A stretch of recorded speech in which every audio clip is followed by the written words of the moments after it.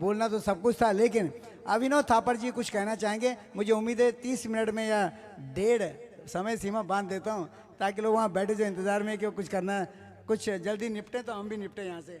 धन्यवाद केसर भाई, इन्होंने 30 मिनट कहा है, मैं 1.5-2 बोला 30 मिनट है, मैं 1.5-2 मिनट में निपटा दूंगा अपनी बात। पहले तो आदरणीय ठाकरे मैडम, आपने बहुत अच्छा बोला उत्तराखंड के लिए। बड़े भाई बहादुर सिंह बिष्ट जी यहाँ के पार्षद हैं। पाटिल साहब, आपका मैं योगदान सुन रहा था। आप लोगों ने जो जो बोला, मेरे लिए बोलने के लिए कुछ नहीं बचा है। पर फिर भी एक बात मैं बोलना चाहता हूँ, ये जो मतभेद और मनभेद की बात हुई है, ये हमको महाराष्ट्रियन से सीखना चाहिए। इंडिया में हम लोग अलग अलग, गुजरात है, बंगाल है, उत्तराखंड है, हम सब अपने अपने स्टेट से आते हैं। हमारे अपने अपने स्टेट्स में भी अपने अपने रीजनलिज्म है।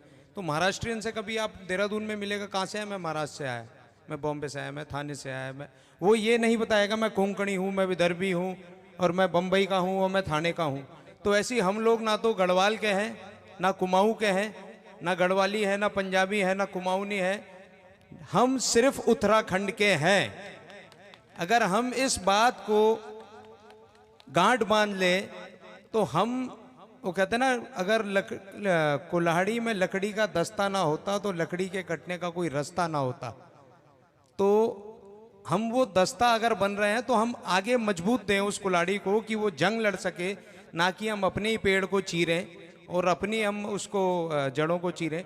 बाकी ये जो मैं यहाँ पे खड़ा हूँ, एक केसर भाई रेगुलर मेरे से बात करते रहते थे, अब कौथी कम करेंगे, आपने आना है। बीच में 1-2 साल कोविड में हम लोग ये प्रोग्राम इस तरह से नहीं हो पाया। तो भगवान राम के 14 वर्ष का वनवास था और आज 14वें वर्ष में मैं कौथिक में आ रहा हूँ।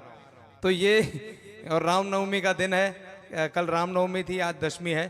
तो बहुत सारी चीज़ें एक संयोग से हो रही हैं। मैं आप लोगों को एक बात बताना चाहता हूँ केसर भाई के बारे में। हम लोग एक ग्रुप चला रहे थे मैडम कोरोना का उत्तराखंड में, और उत्तराखंड और आसपास के लोगों का हमने कई ऐसे ग्रुप चलाए, लगभग 5300 फैमिलीज़ को हमने सपोर्ट किया। बेड, प्लाज्मा, ये सो जितनी भी चीज़ें कोरोना की थी, क्योंकि कोरोना में एक ह्यूमन चेन ने काम किया है। सारे सिस्टम, सारी सरकार, आपकी सरकार, हमारी सरकार, इस देश में जो भी सरकार हो, वो कोलैप्स कर गई थी। बिकॉज डिमांड सप्लाई कर्व वैसा था कि कोई कुछ कर नहीं रहा था। इट वाज नॉट कि हम गवर्नमेंट वाज रिस्पॉन्सिबल या कोई एडमिनिस्ट्रेशन इसमें फेल हो रहा था। तो कोरोना से लड़ने के लिए, क्योंकि ये लोगों की प्रॉब्लम थी, तो कोरोना से लड़ने के लिए आप जैसे, हमारे जैसे लोगों ने ह्यूमन चेन चलाई। बॉम्बे में, हैदराबाद में, तेलंगाना में, सब जगह ये रहा। और केसर भाई ने जो हमारा खून पी के रखा, बुला रात के 2 बजे फोन, इसको बेड चाहिए अभी 1 घंटे में, बुला इसको ये चाहिए, बुला इसको प्लाज्मा, कोई मैसेज, कोई ये। लकीली हमारा ग्रुप था, हमारा नेटवर्क था, हम सपोर्ट कर पाए। पर जितने भी बॉम्बे के लोग, हमारे प्रवासी लोग, उनका कोई रिश्तेदार जो देहरादून में, इधर हल्द्वानी में, इधर उधर कहीं भी कुछ था, तो आपका आता था। तो उस नेटवर्क, उस समय मैंने देखा कि केसर भाई के अंदर ये बहुत बड़ी चीज़ है।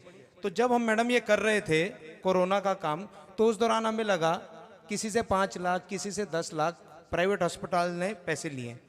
तो ये बेसिकली लूट हुई है। भारत सरकार ने, आपकी महाराष्ट्र सरकार ने, उत्तराखंड सरकार ने 8 से 10 हज़ार रुपये आपके ऑक्सीजन बेड के पर डे का रेट था, 12 से 14 हज़ार रुपये आईसीयू का रेट था, और 16 से 18 हज़ार रुपये वेंटिलेटर का रेट था। इसमें दवाई से लेके सारी चीज़ें इन्वॉल्व थी। इससे ज़्यादा लगभग 1.25 करोड़ लोगों से ये पैसे की लूट हुई है पूरे देश में।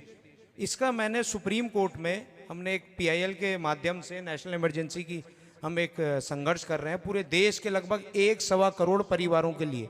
3.5 करोड़ लोगों को कोविड हुआ है देश में ऑन रिकॉर्ड, ज़्यादा को हुआ होगा, लगभग 1.25 करोड़ लोग अस्पताल में गए हैं।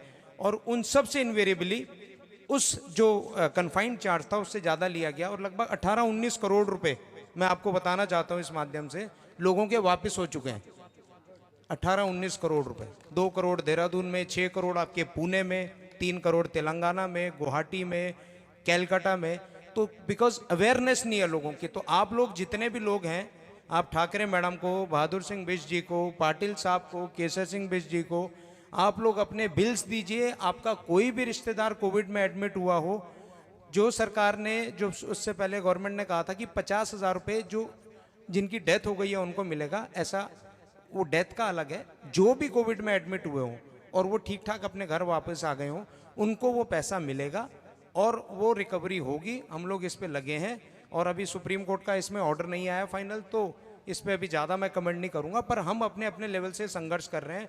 सीएमओ से इधर से आप बात करके ये बिल्स इकट्ठा करें। मेरी जितनी क्षमता थी मैं कर सकता था, मैंने देहरादून में बिल कलेक्शन अभियान चलाया।